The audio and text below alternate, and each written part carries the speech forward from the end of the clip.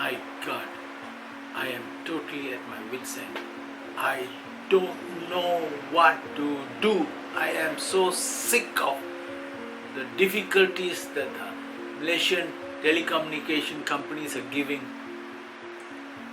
I don't know whether it's underlying corruption, it's lying and cheating for higher promotion, better promotion, or fraud, complete fraud that's going on in the Malaysian telecommunication industries. I really don't know. I am sick and tired of what is going on here in Malaysia. My mum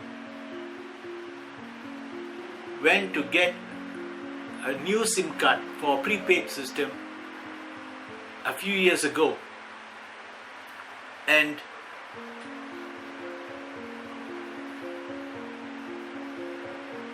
when she went in to the store, the telecommunications company store, not the retail outlet, the store itself, their service center, consumer center, or whatever they call them,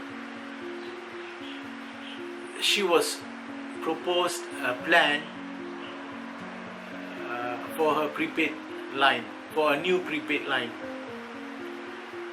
and it didn't work.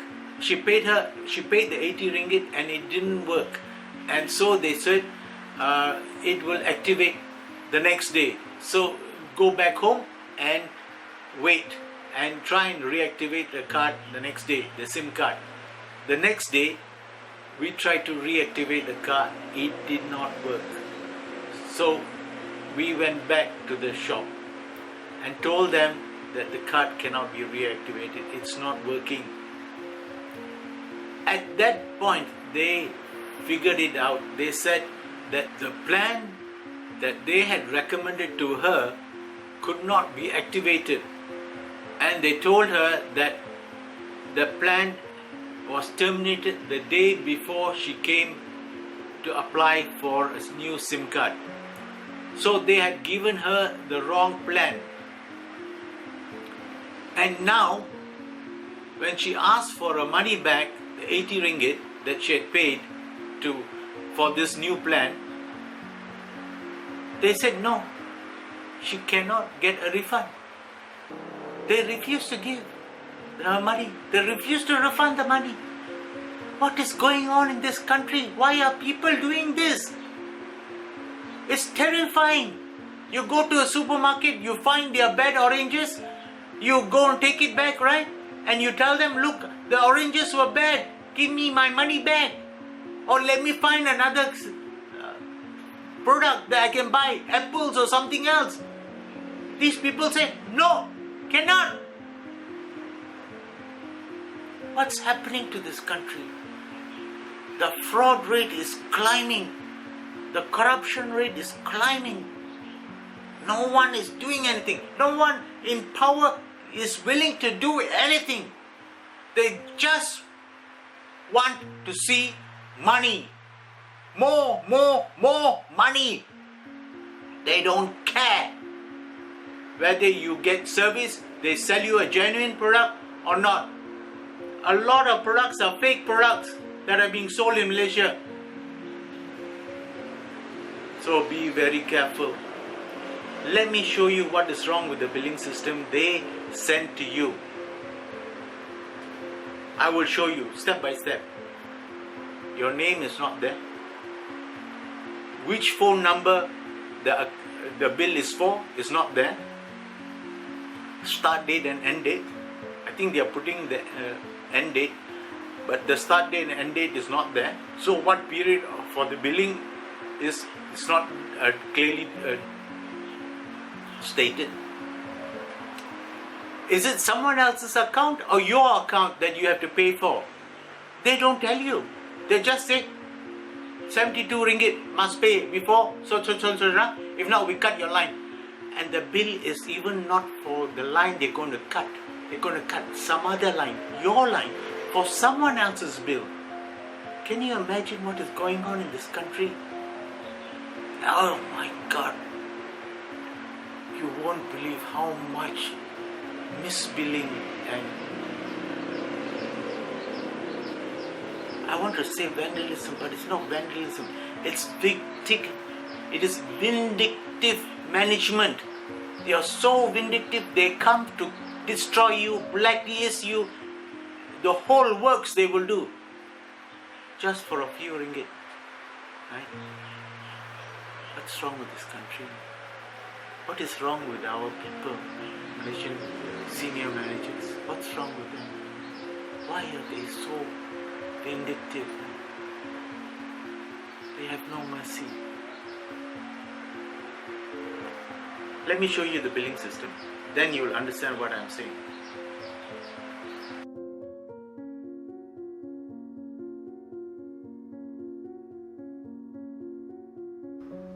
The bill shows that I owe them 48 ringgit 39 cents as of 31st December 2020.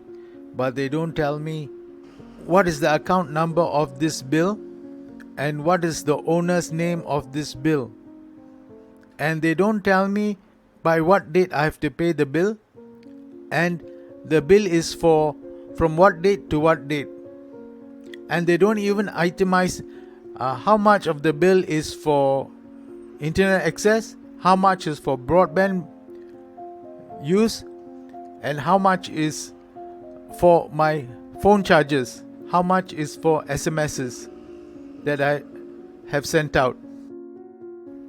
Now let's look at my Digi app and see the billing there.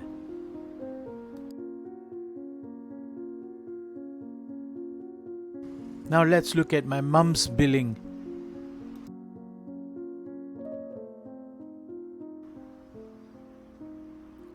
It's 72 ringgit 60 plus cents. My God, how did you get that high? Don't they have a breakdown of how much this bill is? How much is for broadband? How much is for internet access?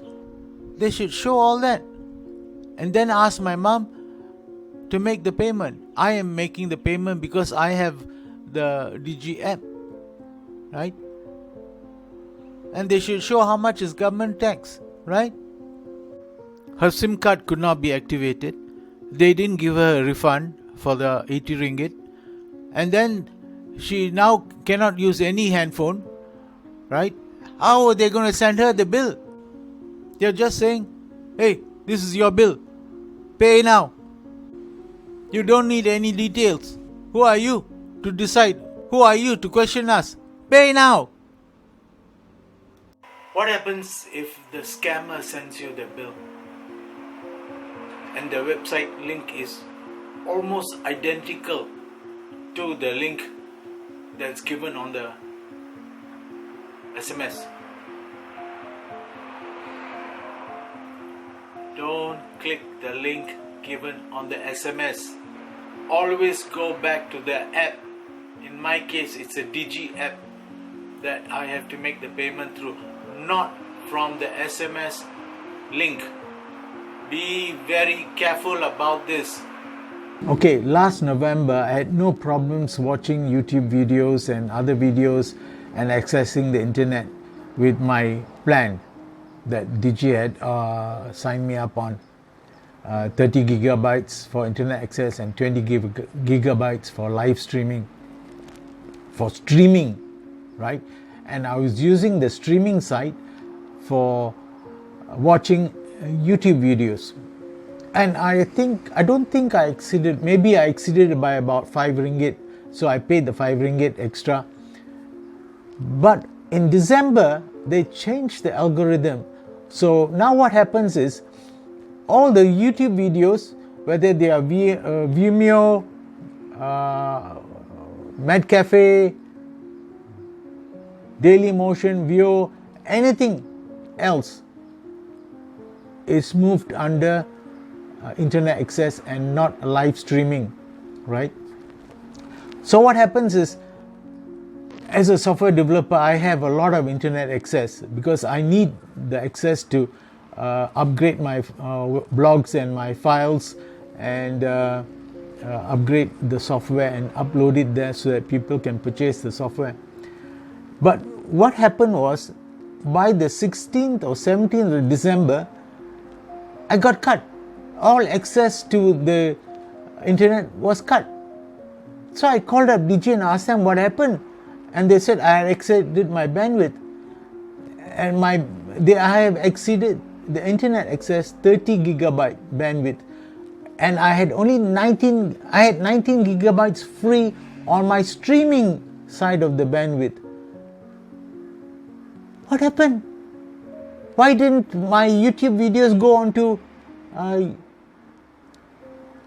the streaming side of the account? What's wrong? Now they moved everything to the internet access. I couldn't even log into my YouTube channel. I couldn't even log into YouTube. Because if you want to make a comment on other people's videos, you need to log in. And they wouldn't allow me to log in because they said I had exceeded the bandwidth. What bandwidth? 30 gigabytes I've exceeded. I still got 20 gigabytes left. And those 20 gigabytes should have been for YouTube videos. But they had put it down onto the internet access. I attend church every Sunday through Zoom. I am using full HD, that is 1080p video image size. Because I'm using my camera. Most people will use 720p HD format for their Zoom streaming. And I measured, it takes something like 0.5 gigabytes to 2 gigabytes. And even that is not considered streaming by Digi. It is costed under internet access. Now I said, what am I going to do? They are billing me for internet access, but they charge me for internet access and live streaming, right? Why can't they do something sensible? Give people the choice. You sell them 50 gigabytes of access. You give them the freedom to choose what they want to do with the access. Whether they want to use YouTube videos, Vimeo videos, Zoom, or OBS, or editing their website, WordPress blogs. Let them decide. You go to a petrol station. You go to Shell, Esso, Mobil, Petronas, any of them. You tell them, I want to buy $50 petrol. They won't tell you 30 ringgit. $30 of petrol is for local town running, and 20 ringgit or $20 is for outstation drive, right? If you don't use the outstation drive, you forfeit the 20 ringgit. Will they tell you that? No. They give you the freedom to drive wherever you want to drive. The more you drive, the more money they make. What's wrong with these people in Digi, in the telecommunications industry in Malaysia? Some of them are saying 2/3 of the bandwidth you can use at night. 1/3 is only daytime. What is wrong? This country is gone. Everyone is trying to decide how you can spend your money. They should give you the freedom. You pay for 50 gigabytes, you must use the 50 gigabytes the way you want to use it. They can't tell you, from Monday to Friday you cannot leave town. You must stay in the local vicinity. Saturday, Sunday you must go overseas. You cannot stay at home. Can they do that? That's what they are doing right now. What is wrong with our telecommunication industry? They have to change the attitude. Give us the freedom to use our bandwidth as we choose to use it. Because we are paying for it. They are not paying for it. If they paid me to use their bandwidth, they can tell me what I can do with the bandwidth. But they are not paying it. I am paying for it. And lastly, the question I'd like to ask you is it legal to sell someone a non-existent product? And is it legal not to give them a refund when they find out it's a non-existent product? Let me know, please. please give my mum her refund. I'm not asking you to give her cash. You just transfer the money back into her account, her broadband account.